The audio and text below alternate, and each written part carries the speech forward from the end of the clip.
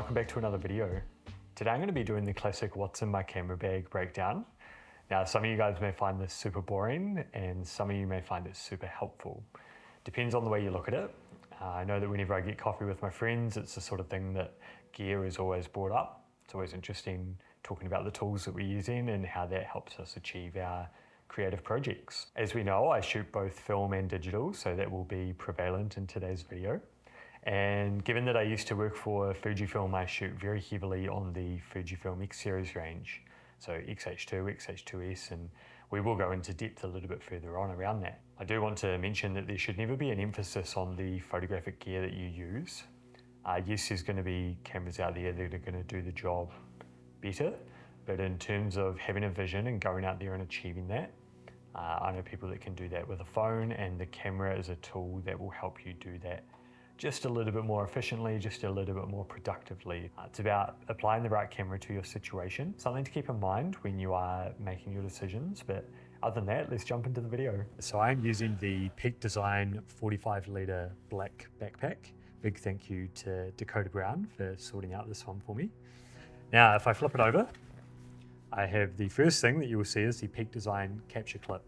Now, this is very, very important because I want to be able to use a camera straight away. I don't want to have to open the bulk of the bag to reach. So that is where my camera and the 8mm lens is stuck to.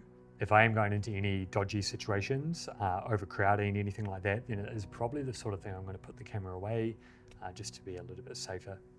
Now on this side, I have GorillaPod 5K. This is really useful, use it for long exposures, obviously vlogging as well.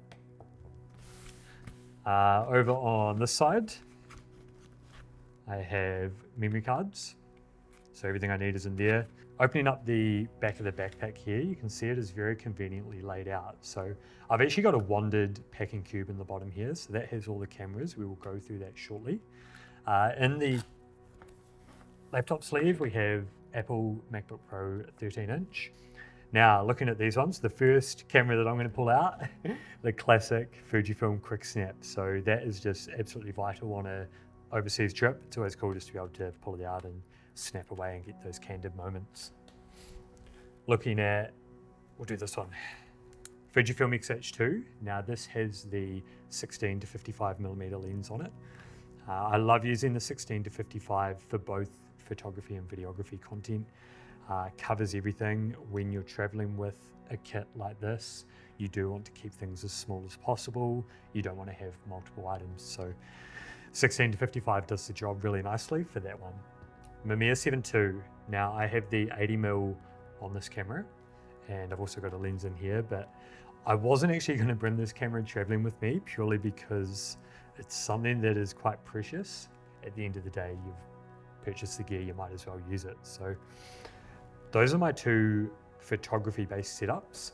I also have the Fujifilm XH2S, which is up here at the moment shooting, and that has got the 8mm lens on it as well. So that usually just sits up in here, and the Rode VideoMic Pro will go on top of that. Now, as mentioned at the start of this video, I do usually have the Rode VideoMic Pro with XH2S and the 8mm on that Peak Design capture clip. So it's always there, being able to capture those very wide angle sort of shots, especially when it comes to vlogging, setting up the foundation to a scene or a location. The 43mm Mamiya lens. The viewfinder, obviously for the Mamiya, that sits up on the camera like that. Now, got the tech pouch here. We will unravel that soon. I just want to go through the rest of the bag here. So if I close that up and move into the front, you can see there, mother's milk. So got a whole bunch of Pro 400, some Cine Still 800T, a whole bunch of Kodak Gold, Portra 400 and some T-Max as well. So variety of film stocks. I am a little bit nervous in terms of going through airport x-rays, scanners, anything like that. So there's no way to avoid it really. I'm going to do my best to get the airport security to hand check it, and that's why I've laid it out in a bag like that and kept it nice and flat. I have passport, obviously need that for travel. Got a journal as well, so I'm going to be writing some notes as I go through. Analog book gives you a nice layout in terms of writing down your details for your film photographs. There's multiple times when you are going to be shooting and you're actually going to forget what you shot. It's going to be many weeks, many months before I can get some of these developed. So if I can write a few notes down as I roll through shooting these, then that's going to be really, really useful. Even more so if some of the rolls come back blank, at least I'm going to have some notes to sort of reflect on. Now I've also got a couple of peak design straps in the front, so they're going to go on each of those cameras up there when I am shooting. Now throughout the bag I've got a multitude of these dry packs. Obviously if I'm going through Southeast Asia, monsoon season, any sort of moisture I want to keep to a minimum, especially when dealing with any sort of gear like this. So they are spread throughout pockets of this bag. Now going into the top here, got a wee pouch full of random bits and pieces. So another snap lock bag for any sort of film related stuff. A little bit of Invictus clone, got to be smelling fresh. Sharpie Vivid. Now this is going to be used to write down anything in regards to the film. A couple of padlocks, keep the gear safe. The Goat chewing gum. Spare 120 film spool. In the top here, a couple of pens, obviously if I'm going to be journaling and writing down notes. Got to smell fresh. iPhone charger up the top as well. 5 terabyte lacy hard drive and pretty hefty power bank. So those two I also want to keep with me at all times. A for charging, B for unloading cards. So that is everything in the bag. I'm going to put that aside. Now the tech pouch, this is one of the best things that I've ever purchased, mainly because it keeps all of these little wee knickknacks that you would usually have in this one pouch. So opening it up, GoPro Hero 11 Black, and that has a little wee tripod extender on the bottom. This is going to be cool for any underwater based stuff, any sort of action point of view based content. I want to go through every little bit and piece in this bag because it is important, and I think a lot of people can find value in someone who has gone out and done a little bit of travel to be able to pull all of this together and just say you may need this, you may need that, depending on your situation. Black tape, when you go through airport security, sometimes they get you to tape up your batteries, so it is important to have some of that.